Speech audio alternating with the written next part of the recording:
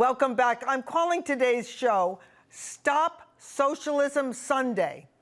Left-wing candidates running for mayor in New York City are promising a multi-year freeze on the city's nearly 1 million rent-regulated apartments. That would turn New York City into a slum.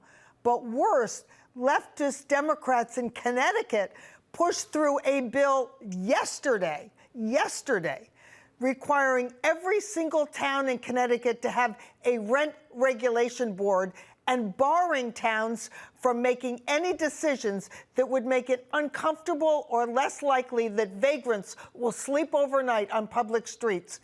Amazing. Here to discuss this dangerous socialist movement is Suzanne Miller, CEO of Empire State Properties, and Judge Glock, Director of Research at the Manhattan Institute, a think tank. Welcome to both of you. Thank you. Thank you for having me. Suzanne, several of the far-left candidates for New York City mayor have done their math homework. They see that by mobilizing the 1.1 million voters in rent-regulated apartments with the promise of a rent freeze, they can take over the election. After all, fewer people than that actually voted in the last mayoralty election. Occupants of rent-regulated apartments outnumber people who live in apartments with free market rents. But what happens when landlords see the prices rising for water, energy, labor, property taxes, and they can't raise the rents to cover those costs? Betsy, I love your piece and thank you for having me. It will be Medlem. There's already 60,000 warehoused apartments in New York City alone. If developers cannot make money, they will not build, and it'll make the problem a lot worse. People will walk away from their apartments, and who's going to pay the taxes?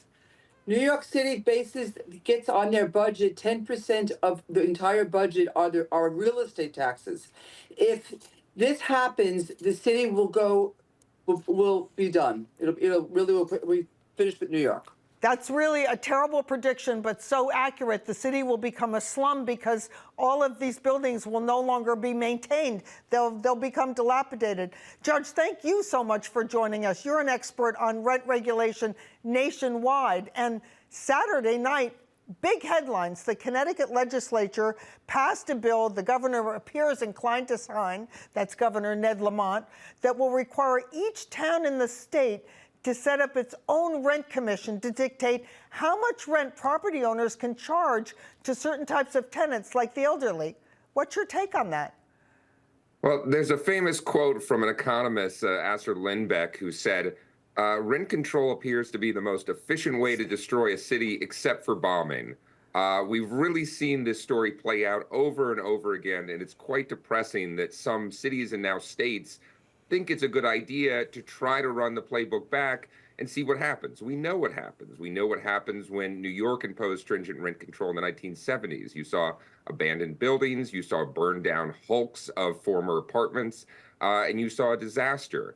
It's not a coincidence that the cities and states with rent control right now are also the cities and states with the most expensive rent: New York, California, Oregon, and so forth.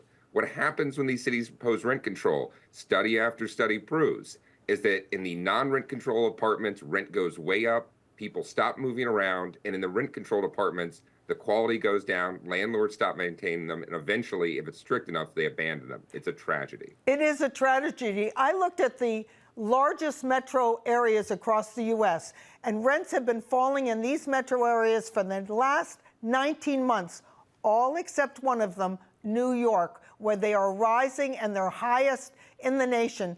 Denver, where they're falling faster than anywhere else in the nation, has no rent control. Colorado prohibits rent control. Suzanne, let me ask you, you've looked at this.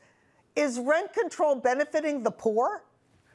No, it's awful. As a matter of fact, I want to go back to what you said. I don't think anywhere in history has socialism worked.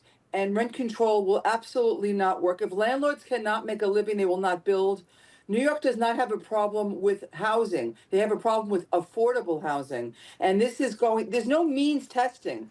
You take a rent-controlled apartment, and it's just taking up the inventory from the regular people that actually need rent-controlled apartments. So I think this is going to be a very bad thing for New York, and it's certainly not going to help the city, and it's not going to address the affordable housing issue. You know, I'm so glad you pointed out that rent-controlled apartments, rent-regulated apartments, are not means-tested in New York.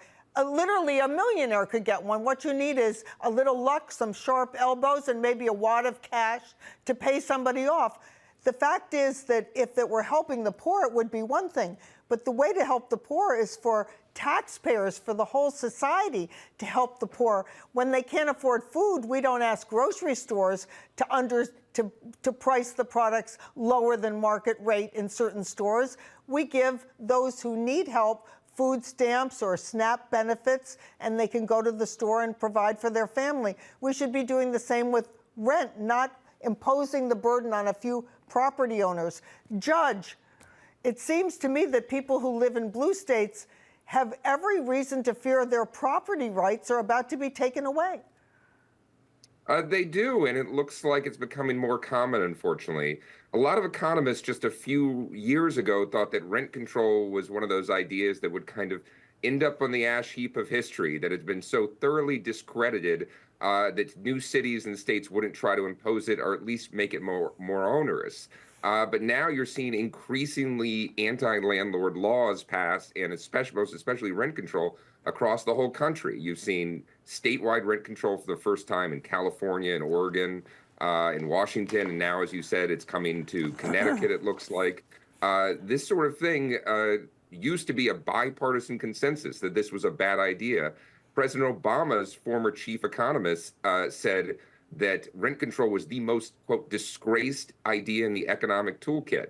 Right. And we know this taking away property from people can have real consequences. Judge You have horrific Glock, stories I am of people so glad living you for pointed that years out. with tenants they don't like. Wish we had more time to talk with you, but we'll have you back because this is such an important topic. Connecticut residents better wake up to this bill. It was passed last night, and it's taking away your property rights. Thank you, Judge Glock and Suzanne Miller. Thank you so much. Coming up, Border Patrol recruitment surges to record highs, and ICE ramps up enforcement nationwide. Border Czar Tom Homan calling it a major win for the United States. We're going to break it down in just a bit. Stay with us.